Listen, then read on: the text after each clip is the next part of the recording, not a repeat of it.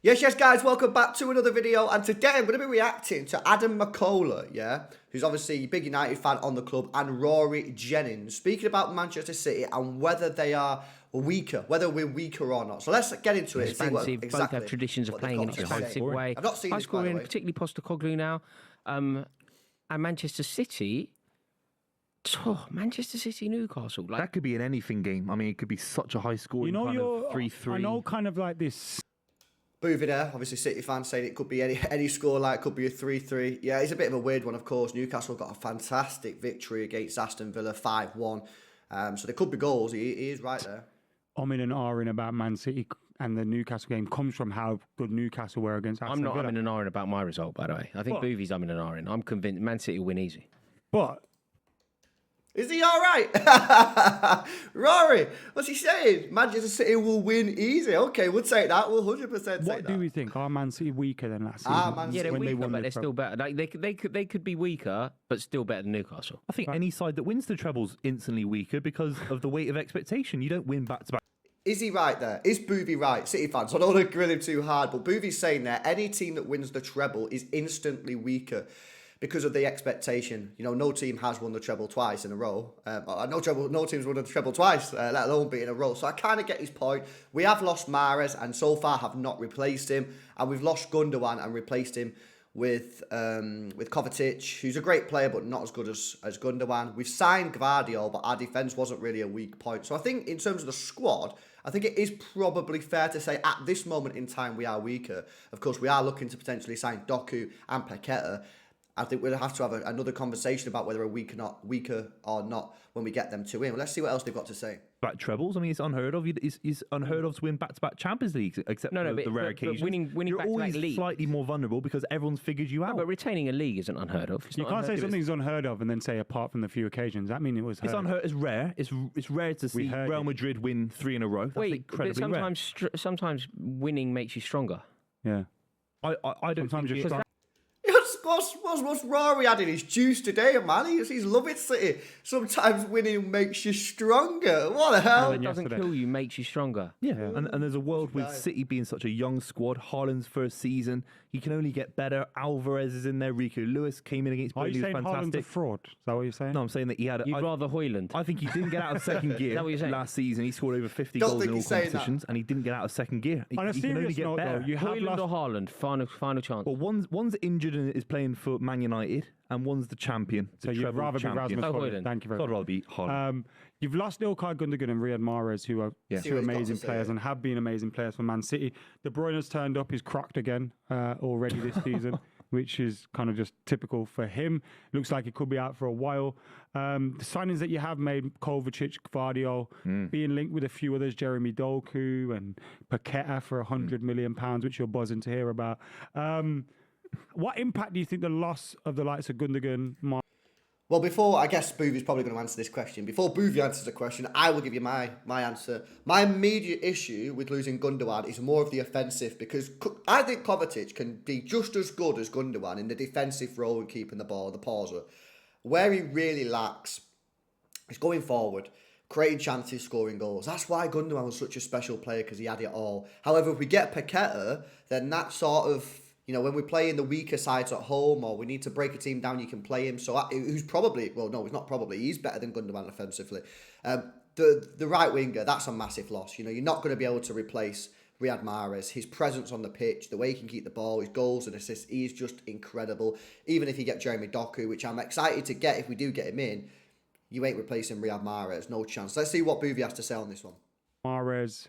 Potentially Bernardo's being linked with a move. It's irreparable. It's not irreparable. I mean, it's certainly especially with irreparable. That's why Guardiola. It's not irreparable. It implies that there's nothing City can do to get over the loss of Riyad Mahrez. A guy in his 30s, a guy that didn't even start the Champions League. Boovy's right there. It's not irreparable. We can still fix it. You know what I mean? Final. What does that mean? What does that mean? Didn't even start the Champions League final. He wasn't trusted to start in the Champions League final. Did Phil Foden start the Champions League final? No, but he's young. He's got a ceiling to go. He's got 8 years to go. We got to stop with this young thing with Foden every year. You know. Yeah. Mid-20s. Hang on a minute. Man United fans were saying fucking Rashford's still young. Lingard was still young when he was about 25. Phil Foden is still young. What is he, 22, 23? He's still developing. He's a young player. What is this guy on about, man? Yeah, but the point of he's got to be starting week in, week out this There's a reason Riyad Mahrez He's right there. I'll give him that one. He does have to be started week in, week out. is in Saudi Arabia. He's at the back end of his career. He's already proven himself. Is this a fair statement? Part of the reason you got to that final was Riyad Mahrez. Yeah. So I love Riyad Mahrez. but to constantly go, well, he didn't start the final. He didn't start the final. Okay, the reason I bring that in is because he didn't start the Champions League final. Pep Guardiola doesn't see him in his long-term plans for City. That's why he's right there, Boovy, because they're talking about this whole situation being irreparable. Well, hang on a minute. Riyad Mahrez didn't start the FA Cup final, and he didn't start the Champions League final, which is what Boovy's saying. So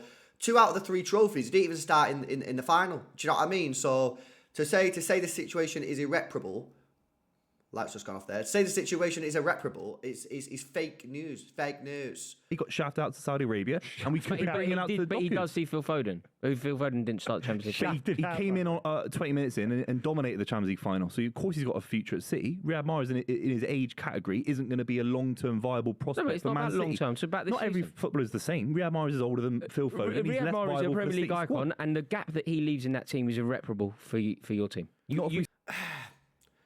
I'm trying to be non-biased here. The gap that he leaves in the team is non-reparable, right? Which I fucking hate that word, by the way. Reparable. I get what he's trying to say. It is because, I just said it myself. You can't replace Riyad Mahrez's goals and assists. However, will losing Riyad Mahrez's goals and assists, if you still get Joy Madoku, you've got Piquet and you've got everything, how much will that impact our season? How much will that impact us getting trophies? I don't know. It's a difficult one to say. I still think that losing Riyad Mahrez is not great. You know what I mean? It's not great because we won't replace his goals and assists. But how crucial were his goals and assists to the three trophies? I think that in terms of trophy-wise, I don't think it's going to impact us that much. I just think come the end of the season, whatever happens, whether we win the treble or not, you'll look at the wingers and go, they really didn't score any goals. We sort of missed Riyad Mahrez's goals and assists. So I don't know. I'm a little bit torn on that one, to be fair. I don't want to go on. You sign a winger that's got a massive ceiling in Doku, who's a fantastic player. In terms of replacing him for this season, right now, yeah. You haven't got anybody that can do what Riyad Mahrez can do this year. We don't know that. Bernardo Silva. I agree with that point there from Rory. He is right. We haven't got anyone that can replace the goals and assists that Mahrez has sadly left us with. We can start on the right. Phil Foden can play in midfield, and we've got a backup. Other than Phil Foden. Phil Foden could probably replace them goals and assists, but is he going to be playing on the right-hand side, or he would be playing midfield? I don't know. Winger in Doku. Bernardo Silva, another player but that means you're losing Bernardo Silva from his rightful position. What did he just say there? Riyad Mahrez can do this year. We don't know that. Bernardo Silva can start on the right. Phil Foden can play in midfield, and we've got a backup winger in Doku. Bernardo Silva, another player but that means you're losing Bernardo Silva from his rightful position. Well, he played most of the last. Rumour has it that he's going to sign a new contract, so not sure on that one. Season in right wing. That's why Riyad Mahrez didn't start. Where also De Bruyne is missing from as well because he's injured. Yeah, De Bruyne's a massive loss, and we've now lost Ilkay Gundogan's goals. Now, the point you're making about Mahrez, I think, is apt for Gundogan because he was unplayable at points at the back end of last season. Some of the goals he was scoring wasn't. Who's going to be the bigger miss here, Ilkay Gundogan or Riyad Mahrez? I think Ilkay Gundogan. To be honest with you, and is that what Boovy's trying to say? I don't know. Yeah, the goal against Everton, it's unbelievable. Clutch. It's just slightly less than Riyad Mahrez. In the league the previous. Yeah, so can Kovacic come in and score those kind of goals? No. Of course he can't. No, he can't. No. But he did come in and sort of have a good interview, sort of saying about Ilkay Gundogan's legacy at City, and I think he'll come in. Kovacic had a good interview. Yeah, he said. Irreparable, bro. But Kovacic came on against Burnley and he was absolutely fantastic. His passing accuracy was 95%. He'll be a Guardiola midfielder through and through. Ooh, that's massive. Stats at me. I do think he's right there. Do you know what I mean? I think Kovacic is going to be a great signing for City. 25 million quid. But the only thing he won't be able to do is get the goals and assists that Gundogan does. I think he'll be doing everything else that Gundogan can do defensively on the ball. But going forward, he's nowhere near Ilkay Gundogan. Yeah, but the man who I don't like stats, but 90. Which is why we need Paqueta, by the way. all I'm trying to say is he didn't lose the ball for City. You went there. For a midfielder, he's fantastic. You went there. 95% pass accuracy. You went there. Yeah, that's very high for a midfielder. It is, but it doesn't tell half. It's very high for anybody. But where for any player, yeah, 95%. Yeah, but for a story though, does it? Yeah. I'll tell you. I'll tell you the story. Coach has come in for 25 million quid. He's got. He's 28 years old. He's already a double Champions League winner with Real Madrid and Chelsea. To sign in for 25 million quid is fantastic business. factual information there from Boovy. 25 million quid, multiple title winner, Champions League winner, bags of experience. 25 million quid is an absolute steal. Boovy on the money. 28 till he's 29. We predicted that City would still win the league. I agree that they have got weaker. So why do me and you particularly think they're still going to win the league? I realise Rory should have asked this question, but I've asked it anyway. I like it. You're doing it in a sort of existential sense. Why do I think they are going to win the league? Yeah, I like it. You've got a little bit as a thinker, footballing thinker. Why do I believe? As Rory said, you're not going to win the league then? Have I missed something here? I mean, I do watch the club, but I don't watch it all. You know what I mean? Have I missed it? Have I missed Rory saying City not going to win the league? That this is going to happen. Yeah, I think Arsenal are going to win the league. But you tell me why you think. Why does Adam think? I've never seen this video. Do you think Arsenal will win the league because they've got weaker, or because Arsenal? I think a combination of 4 factors. Oh, here we go. What are these 4 factors? Let's see what they are. Arsenal have got stronger. Manchester City. I'd say Arsenal's first team has got stronger. I don't think the squad has got stronger, especially Timber's now out. I don't think the squad has got stronger. I think the first team has got stronger. But Rice for Xhaka, that's a like for like. Timber's come in. He's now injured, possibly out for the season. I don't think the squad has got. I don't think the squad has got stronger. Have got weaker. The Dwight York effect and 4 has never been done.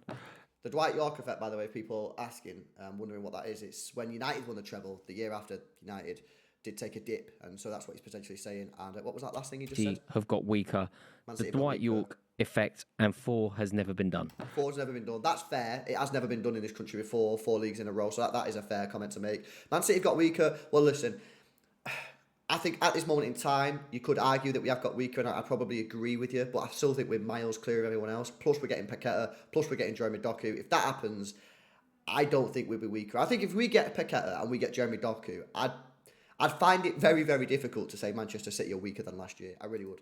Now, for the people on Super 6 that haven't heard us explain the Dwight York effect before, that he it could be any of them. It could be the whole club. I was just thinking of the striker that scored within 4 minutes against Burnley. No. It's not a direct. I don't know about that though, because I was watching Monday Night Football last night after the game, and Gary Neville was speaking about the effect of winning the treble and whether or not City will be ready for it again this year. And he just says, and I agree, Pep Guardiola, mate. Pep Guardiola's the manager. He is not going to let standards slip. He will not let standards slip. So listen, you could argue and say, well, Sir Alex Ferguson did, so why can't Pep? But I just don't see it. I honestly just don't see it. Direct correlation to Haaland. It's just a direct correlation to mentality. There's a flat mentality. Mentality. Yeah. Dwight York went from being one of the most driven footballers around to going, I need a year off on full pay because I don't really fancy it. And also, that feels something of the Dwight past York for me. is like That the feels something of the extreme. past, Some of the players could just have a little bit of that I don't think tendency. anyone in your squad is Dwight York, but the margins are so small that might take a Ruben Diaz slip or whatever. If somebody is just slightly less motivated than they were last year,